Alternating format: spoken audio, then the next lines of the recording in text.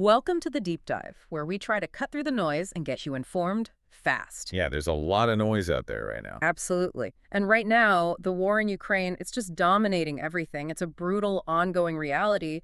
And for a lot of people, it's raising these really profound questions, not just for Europe's future, but for the very core of American foreign policy. Exactly. We're talking about a potential seismic shift here. A huge shift. Yeah. And the questions it raises about alliances, responsibilities, resources, they're enormous. Precisely. And what we're really diving into today is this sentiment that seems to be gaining significant traction in the U.S. It's the push for what some are calling a post-American Europe. Post-American Europe, wow. Yeah, it's about a fundamental rebalancing, really, of the U.S. transatlantic role. And it's fueled by this stark, often uncomfortable assessment that, well, on the battlefield, Russia is gradually, brutally winning. That's a tough assessment to hear, and the stakes couldn't be higher for you, the listener, and frankly, for global stability. We're seeing these, increasingly urgent calls for Europe to really manage its own security, especially with America grappling with, look at the numbers, the staggering $36 trillion national debt. Yeah. A $2 trillion annual budget deficit. These aren't just numbers, right? They represent immense pressure on America's ability to act globally. Indeed. And if European nations don't move beyond just pledges, if they don't genuinely increase their defense spending and their capabilities, it creates a dangerous vacuum. Yeah. And this becomes especially critical as the U.S. is increasingly shifting its strategic focus. Right, to China. And its finite military resources exactly to deterring China in the Western Pacific. The implicit question for conservatives becomes, can America really afford to be everywhere at once? So, get ready as we unpack why America's global commitments might be headed for a dramatic rebalancing, forcing Europe to finally take charge of its own defense. In this deep dive, we're looking at a whole stack of sources, articles from conservative publications, interviews with defense experts, discussions among conservative thinkers. Our mission is to pull out the crucial insights, dissect the arguments, and try to reveal the potential future of this critical geopolitical relationship. All while keeping it clear and accessible. Okay, so let's start with this idea, this provocative concept of a post-American Europe. It's gaining real traction, you said, in conservative circles. This call for Europe to take far greater responsibility for its own security. Where is this push really coming from? Well, it's interesting how explicit it's become. And the roots, they go back directly back to the Trump administration. You had Secretary Hegseth, for instance, issuing a very blunt warning. He said, Donald Trump will not allow Uncle Sam to turn into Uncle Sucker. Wow. Pretty direct. Very direct. And the core insight there, for many conservatives, is this belief that Europe has become, overly reliant on U.S. defense, essentially free-riding while American taxpayers shoulder the burden. That statement, it wasn't just rhetoric. It signaled a serious intent to, force a shift in burden sharing. And we've seen these pledges over the years, right? Like the Hague Declaration aiming for 3.5% of GDP. It's way above the usual 2% NATO target. From the sources, what's the conservative take on these kinds of pledges? Do they actually happen, or is there just this skepticism that, words aren't enough? Oh, there's profound skepticism, yeah. Analysts suggest these pledges just don't hold up very well unless European nations genuinely feel more threatened. The conservative insight here is that until European capitals really perceive an imminent threat affecting their own people, these commitments often just stay on paper. And that raises a big question for the U.S., right? Why should America keep subsidizing European security if Europe itself isn't motivated enough to fully fund it? Which leads us right back to America's own financial situation. The sources paint a pretty stark picture. They suggest U.S. foreign policy is increasingly seen as insolvent. What does that actually mean? It means, from this conservative viewpoint, that America's global ambitions are just fundamentally under-resourced. Look at the debt again, $36 trillion national debt, $2 trillion annual deficit. Right. This financial strain, it creates immense political pressure to cut defense spending, reevaluate commitments. The distilled insight here is that America simply can't afford to be the world's policeman forever. This fiscal reality, it's seen as a ticking clock, maybe leading to an abrupt withdrawal from European commitments if Europe doesn't seriously step up its own game. It's a sobering thought, isn't it? That the budget could force such big geopolitical changes. Yeah, absolutely. And this strategic pivot towards China because resources aren't limitless, that inevitably hits Europe, with the U.S. military focusing more and more on deterring China in the Pacific. That just means, by necessity, Europe has to bear the main burden of its own conventional defense. The U.S. just doesn't have endless resources for two major conflicts. Exactly. But, okay, to really grasp the pressure on Europe and this evolving conservative view, we need to look at the grim reality of the Ukraine war itself. Justin Logan, a respected analyst, gave this very unpleasant reality assessment. He said, Russia is gradually, brutally winning on the battlefield. How do our sources back up something that stark? It is a truly sobering assessment. And the sources, they detail several grim factors. First, there's the huge impact on Ukrainian demographics. Right, the refugees. Millions of Ukrainians are now in Europe, and many are unlikely to return. That it creates long-term problems for Ukraine's ability to rebuild, to sustain its forces. And critically, U.S. weapon inventories.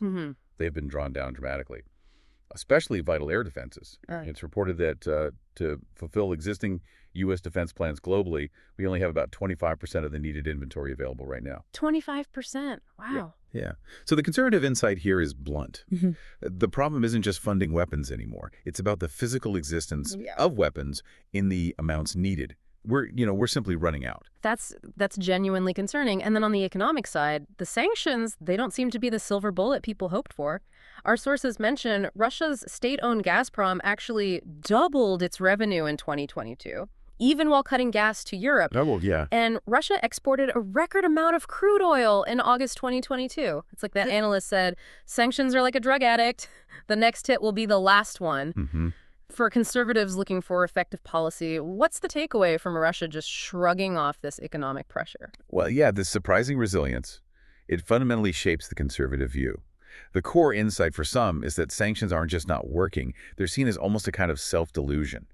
Constantly looking for some magic fix while the real problem continues. Yeah. They point to Russia adapting, rerouting energy exports, leveraging global demand. It shows a big flaw in the West's economic strategy. And if sanctions aren't crippling Russia, then the justification for pouring in massive aid without a clear path to victory gets much harder to make. And this leads to a really difficult conclusion for some conservative thinkers, doesn't it? If Russia is gradually, brutally winning and weapons are scarce, what's the logical endpoint for aid from their perspective? Well, if you connect those dots from that viewpoint, there's this growing belief that continued military aid, even another huge $60 billion package, might just be futile. The problem, like you said, is less a question of who's paying for weapons, more a question of where are the weapons? Do the weapons exist? Right. And this leads some to believe quite starkly that Ukraine cannot win the war and should surrender captured territory. It's a very strong stance and may be difficult for many people to hear. But the insight for these conservatives is that prolonging a war they believe cannot be won conventionally isn't just wasting resources, it's also prolonging human suffering. They're prioritizing a pragmatic end over a protracted, unwinnable fight. Okay, but this seems like a fundamental contradiction then. You have European NATO members talking about strategic autonomy, wanting to stand on their own 2 feet. But at the same time, they want U.S. troops to stay put on their soil. How do conservative analysts square that circle? What's going on there? It is a fascinating tension. And many conservative analysts point to what they call learned helplessness in Europe, particularly in Germany. Learned helplessness. Yeah, the idea is that Americans, through decades of providing security guarantees, kind of inadvertently cultivated this sense of helplessness. There's even this darkly funny quip that analysts joke their grandfathers would spin in their graves if they heard the world needed more Germany today, given the history. The insight is that this long-standing reliance has kind of fostered an expectation that America will always be there, even while Europe talks about independence. And you can see why that helplessness idea might frustrate some people when you look at the raw numbers. Europe's economy in 2023, it was 7 times the size of Russia's. NATO Europe combined has 5 to 10 times Russia's GDP, maybe 5 times Russia's population. Huge advantages. Exactly. Yet, despite all that capacity, the German army has dropped by almost 2/3 since 1989. They've only got 100 or so main battle tanks fit for service today. Right. That contrast between potential power and actual military strength, it's really stark, isn't it? Absolutely. That disparity between economic muscle and military readiness, it's glaring. And it really underpins the conservative critique. A key insight here is simply that Europe has all the necessary ingredients, wealth, people, technology to field a really formidable defense. The perceived lack is one of political will, of strategic prioritization. Which raises questions about NATO's past decisions, too. Some conservatives critiqued NATO expansion back in the late 1990s. What was their main worry then? Right. Experts like George Kennan, Yeah. the architect of containment, and Ted Galen Carpenter, they warned back then that expanding NATO eastward would alienate Russia Alienate Russia and... and create dangerous security obligations for the United States. The core conservative insight then, which some feel was proven right, was that Russia saw this expansion as an inexorable encroachment, possibly laying the groundwork for future conflict instead of preventing it. And it seems like this isn't exactly a new worry for American leaders either. I remember Secretary of Defense Robert Gates gave that really powerful speech to NATO back in 2011. His valedictory speech, yeah. He warned then about a dwindling appetite and patience in the U.S. Congress to keep funding nations unwilling to devote the necessary resources to their own defense. That was over a decade ago, and the issue is clearly still here. It really underlines this long-standing frustration that seems to be hitting a breaking point for some now. It certainly does. So, given all these things, the money realities, the grim view of the Ukraine war, this European reliance dynamic, it's clear that conservative opinions on Russia and Ukraine are, well, they're complex and fractured. It's not just one single view. Not at all. What are some of the key diverging perspectives you found within conservative thought? Well, one significant group expresses a strong America first or, isolationist sentiment, especially among some MAGA supporters. They argue the U.S. should focus on domestic issues, avoid foreign entanglements. They see Ukraine as the European problem that Europe should handle itself. Okay. The core insight there is really a redefinition of national interest, moving away from global intervention towards focusing on internal strength, reducing commitments overseas. They're asking what's the direct benefit to Americans of getting deeply involved in faraway conflicts. And within that stance, you often hear the argument about corruption in Ukraine as a reason to oppose aid. Even though, it's worth noting, President Zelensky was elected on an anti-corruption platform, and most U.S. aid is military equipment, not cash. Right. For those citing corruption, what's the fundamental point they want listeners to get? For these conservatives, the main takeaway is that even if the aid is equipment, the overall environment of perceived corruption in Ukraine suggests U.S. resources might not be used effectively, or could even be diverted. They see it as a kind of moral hazard, a reason to pull back.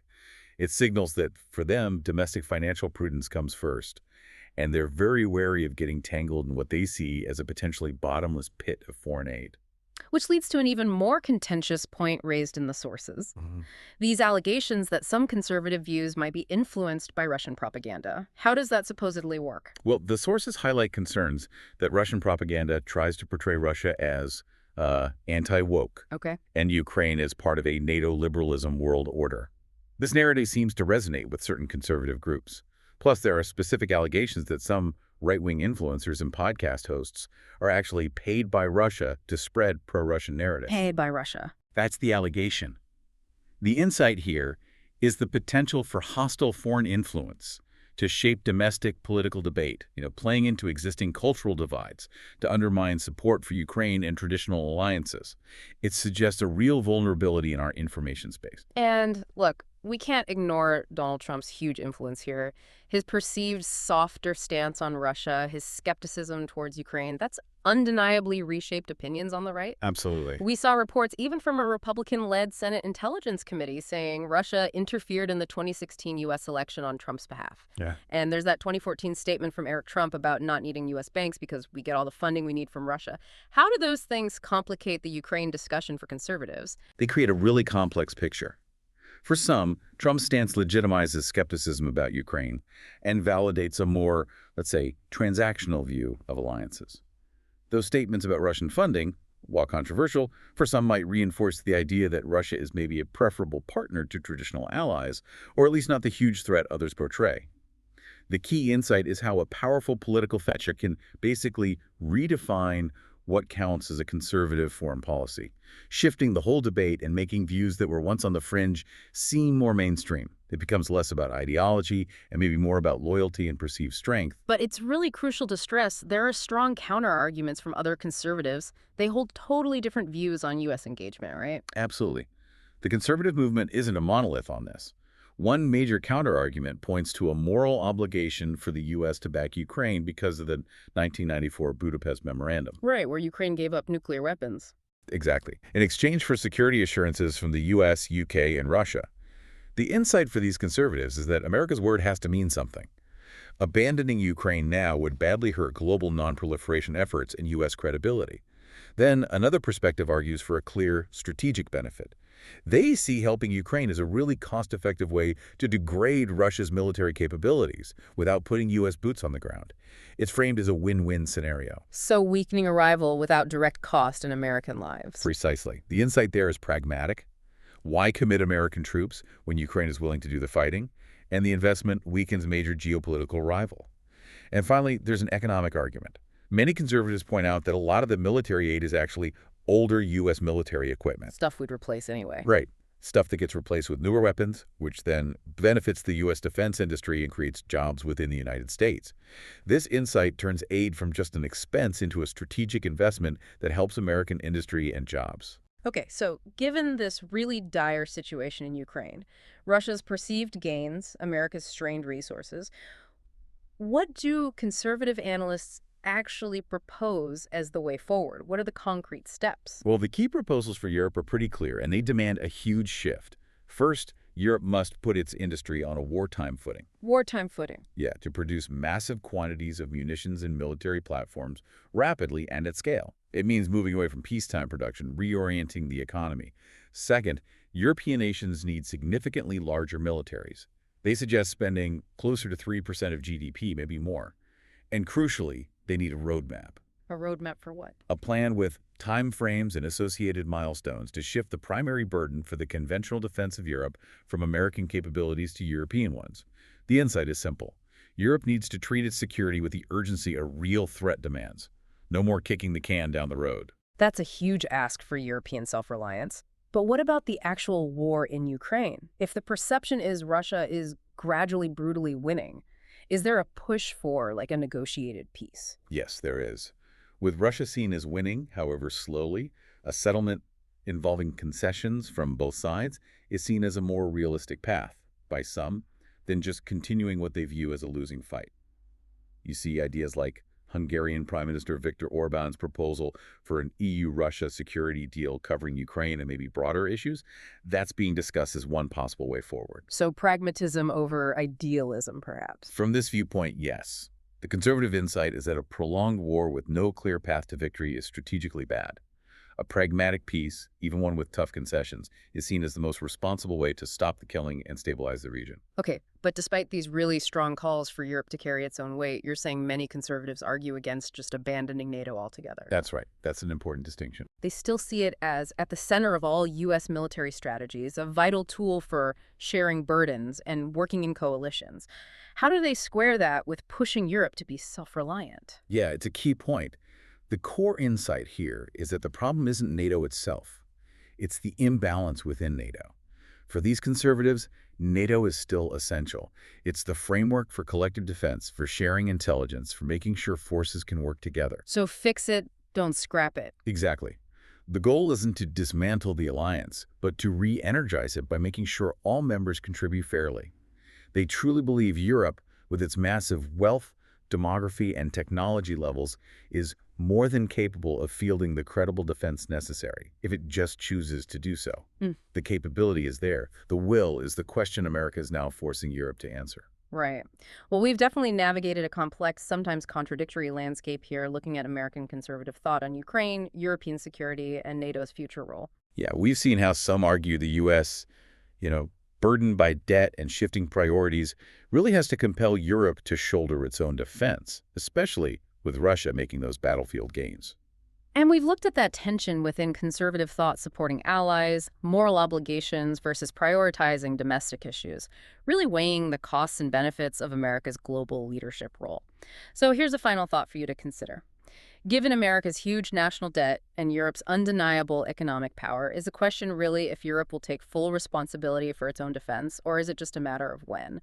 And maybe more importantly, what will be the cost in security and stability of waiting for that shift to finally happen?